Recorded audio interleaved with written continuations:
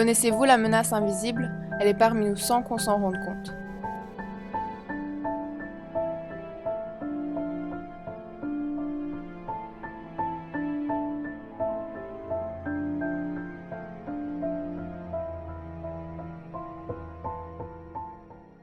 Chaque matin, vous prenez un moyen de transport, peut-être le train, une voiture, le métro ou même une moto, et chaque fois, vous dégagez des gaz comme l'oxyde d'azote dans l'atmosphère. Vous allez à un magasin et vous achetez des produits fabriqués dans des usines industrielles. Ces usines dégagent des gaz de dioxyde de soufre qui réagit ensuite avec l'oxyde d'azote émis des véhicules et l'eau dans les nuages.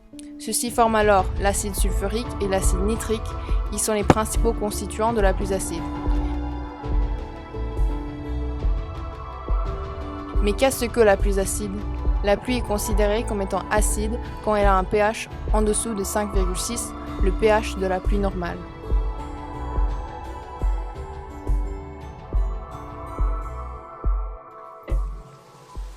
La pluie acide est majoritairement due à l'action humaine, mais un pourcentage presque négligeable des gaz sont aussi émis naturellement, par exemple avec les éruptions des volcans. Comment est-ce qu'un petit changement de pH dans le sol peut impacter l'environnement d'une telle manière? Lorsque les pluies acides tombent sur les plantes régulièrement, l'aluminium, un métal toxique pour les plantes, est libéré dans le sol, ce qui affecte la capacité des plantes à absorber l'eau en endommageant leurs racines. La libération de ce métal affecte les organismes comme les vers de terre et les nématodes qui ne peuvent pas survivre dans un sol avec une concentration élevée en ce métal et qui sont essentiels pour le développement des plantes. Au niveau du sol, les pluies acides dissolvent les nutriments comme le calcium et le magnésium, qui sont aussi essentiels pour la croissance des plantes, ce qui, couplé avec la libération de l'aluminium, affaiblit énormément les arbres et les plantes. De plus, les pluies acides détruisent la cuticule, une couche externe qui protège les feuilles des plantes. Ceci entraîne alors la décomposition des chlorophylles et en conséquence, ces plantes ne peuvent pas réaliser la photosynthèse et meurent lentement. La dégradation des chlorophylles est la raison pour laquelle les feuilles de ces plantes perdent alors leur couleur verte et deviennent peu à peu jaunes, orangées et rouges. En tout, les pluies acides empêchent le développement normal des végétaux. La forte présence de la pluie acide dans ces pays engendre beaucoup de conséquences en ralentissant la croissance de l'agriculture et de la sylviculture et en affectant la biodiversité. Bienvenue au Terre TV. Voici un reportage sur les conséquences de la pluie acide, un problème actuel et important. Je vous présente Dr Carrera et Dr Meilhac, scientifiques environnementaux. Bonjour, je suis Dr Meilhac. Et moi, Dr Carrera Diaz, et nous sommes des scientifiques de l'Université Pierre et Marie Curie. Nous nous sommes posé la question, les pluies acides entraînent-elles des problèmes environnementaux? Nous avons ensuite dû choisir les plantes pour nos expériences, et nous avons choisi le persil, des plantes à fleurs et des plantes au poivron rouge. Nous avons divisé chaque type de plante en 5 groupes.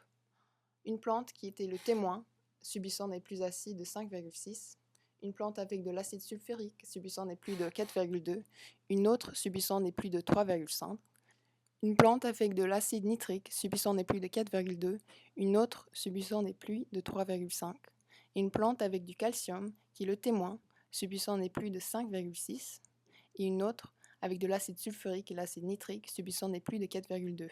Nous avons choisi d'utiliser le calcium parce que certains scientifiques conseillent de mettre le calcium dans le sol des plantes qui sont exposées aux pluies acides régulièrement, et nous avons décidé de tester cette hypothèse pour voir si elle tiendra.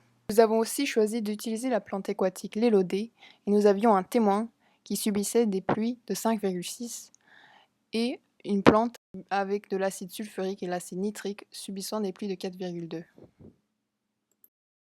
Ensuite, nous avons décidé d'arroser nos plantes avec de la pluie acide tous les 2 jours pour encore une fois être le plus réaliste possible. Mais par contre, nous n'avons pas vu beaucoup de changements dans nos plantes, donc nous avons commencé à les arroser avec une plus grande quantité de pluie acide et de les arroser tous les jours. Pourtant, nos expériences ne sont pas infaillibles et nous avons pu commettre des erreurs.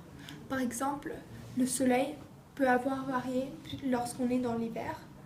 Les 2 lieux d'où on a divisé les plantes peuvent avoir eu des températures différentes ou encore une exposition au soleil différente.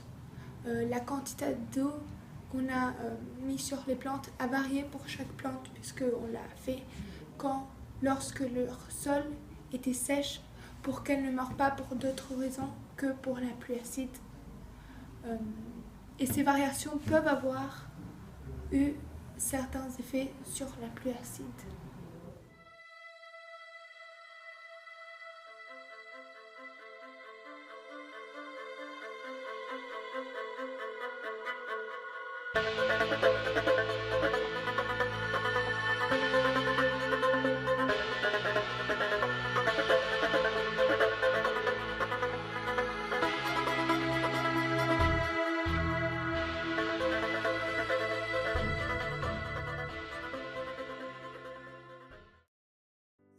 Voici nos résultats expérimentaux.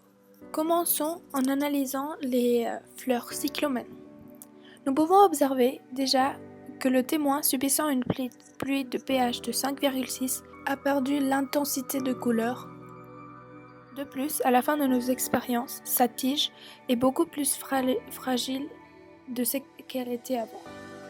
Pourtant, en comparant la fleur de témoin avec la fleur qui a subi des pluies de 4,2 sur, par exemple, le nombre de fleurs qu'elles ont, il est évident que les fleurs arrosées avec de l'eau de pH 4,2 ont dégradé beaucoup plus précipitamment que les fleurs avec des pluies de 5,6. On peut même observer qu'à la semaine 6, elles sont en pire état que la fleur de témoin à la semaine 7. Nous pouvons aussi comparer ces fleurs aux autres fleurs dont nous avons ajouté du calcium dans leur sol. On peut ainsi observer que les fleurs auxquelles on a ajouté du calcium pour le pH 5,6 ont été plus résistantes aux pluies. De plus, nous observons ainsi que la fleur que nous avons fait subir des pluies acides de pH 4,2 qui avaient du calcium davantage dans leur sol ont dégradé moins que celles qui n'avaient pas le calcium, mais à la fois plus que celles qui avaient du calcium mais la pluie au niveau normal. Nos expériences pour ces fleurs ont bien été en accord avec ce que nous avions pensé.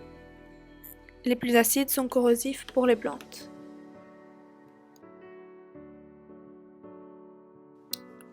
Nous avons aussi conduit nos expériences sur les plantes à persil. On analysera la différence entre deux persils, un qui a subi des pluies de pH 4,2 et un autre qui a aussi subi ces mêmes pluies, mais avec la présence de calcium davantage dans le sol. Tout d'abord, on peut observer la dégradation des deux plantes avec les feuilles jaunes qui apparaissent avec le temps. Pourtant, la plante arrosée de pH de 4,2 dégrade plus rapidement que celle qui subit ces mêmes pluies avec le calcium, car les 2 dernières semaines, la tige du parsley avec du calcium est plus forte et se tient plus droite que celle qui n'a pas le calcium.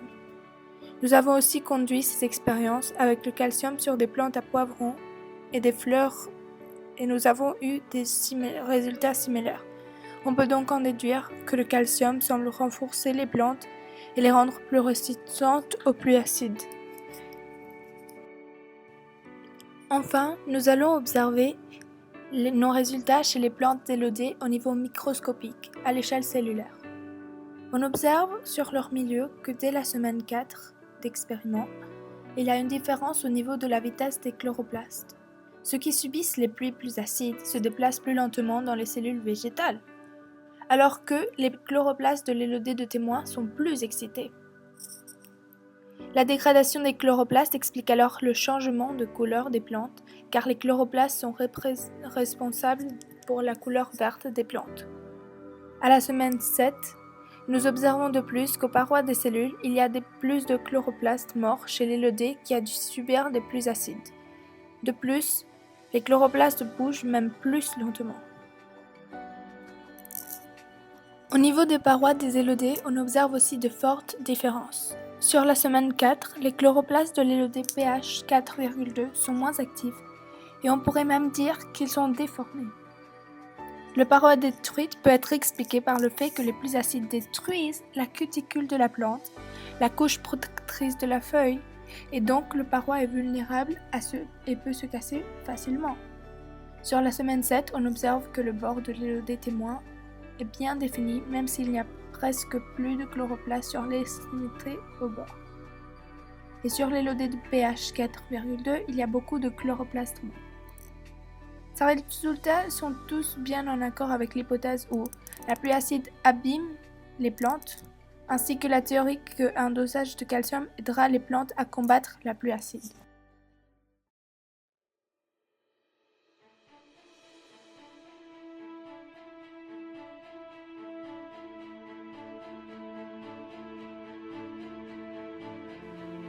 D'après nos résultats, nous pouvons observer les conséquences engendrées par les pluies acides, une véritable menace pour l'environnement. Nous avons déjà fait beaucoup pour réduire les pluies acides et leurs conséquences. Par exemple, avec les réformes des années 70 pour réduire les émissions de gaz qui sont à l'origine des pluies acides. Mais il faut faire plus. Il faut non seulement limiter l'émission de ces gaz, mais aussi être préventif. Déjà, les Suédois prennent des mesures drastiques pour réduire les effets de la pluie acide en laissant tomber du calcaire des avions dans les lacs qui sont acides pour éviter sa stérilisation. En effet, la pluie acide entraîne de nombreuses conséquences indirectes sur l'environnement, telles que la disruption des écosystèmes. Les pluies acides entraînent des conséquences aussi sur les forêts. Les arbres et les plantes sont affaiblis à cause de manque d'éléments nutritifs. Leur incapacité d'absorber l'eau due à la libération de l'aluminium dans le sol et la destruction de la couche protectrice de la cuticule. Ces plantes sont alors plus susceptibles aux virus, aux champignons et aux insectes nuisibles. Ainsi, les herbivores qui dépendent de ces plantes comme nourriture sont affectés quand la quantité ou la qualité de leur approvisionnement alimentaire diminue. Les mammifères et les oiseaux sont aussi assez affectés de cette manière, car la qualité et la quantité de leur nourriture diminuent. De plus, le calcium est nécessaire pour la reproduction des oiseaux, et sans cet élément dans leur approvisionnement diététique, les coquilles de leurs œufs seront mal formées et fragiles. Leur reproduction sera affectée. Les mollusques et les crustacés ont des besoins en calcium aussi, et sont les premiers à disparaître avec la tombée des pluies acides. Ces impacts sur ces espèces affectent alors le réseau trophique qui existe dans cet écosystème, et peu à peu, la biodiversité diminue. Ce qui était alors une forêt verte et prospère est alors, après la pluie acide, sèche et incompatible avec la vie. Pourtant, il existe des solutions et nous avons testé une. En effet, en ajoutant le calcium dans le sol, d'un végétal neutralise le pH lorsqu'elle est arrosée avec de l'eau acide, ce qui est expliqué par le fait que les pluies acides dépouillent le sol de calcium, un élément essentiel pour le développement des plantes. Pourtant, ceci n'est pas une solution permanente car elle réduit les effets des pluies acides et ne les défait pas. Il faut donc être préventif. Par exemple, nous pouvons essayer de diminuer notre empreinte écologique en réduisant notre utilisation des combustibles fossiles.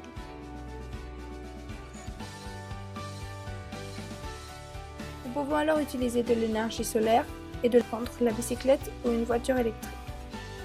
De plus, nous pouvons installer des filtres dans nos cheminées pour réduire l'émission de gaz, comme commencent à faire déjà beaucoup d'usines. Ainsi, il faut continuer à prendre des mesures aussi pour essayer de renverser les effets de longue place tels que l'insuffisance de calcium dans le sol atteint ainsi que les effets des substances chimiques fabriquées lors du contact de la pluie acide avec l'aluminium dans le sol. La pluie acide est bien la menace invisible.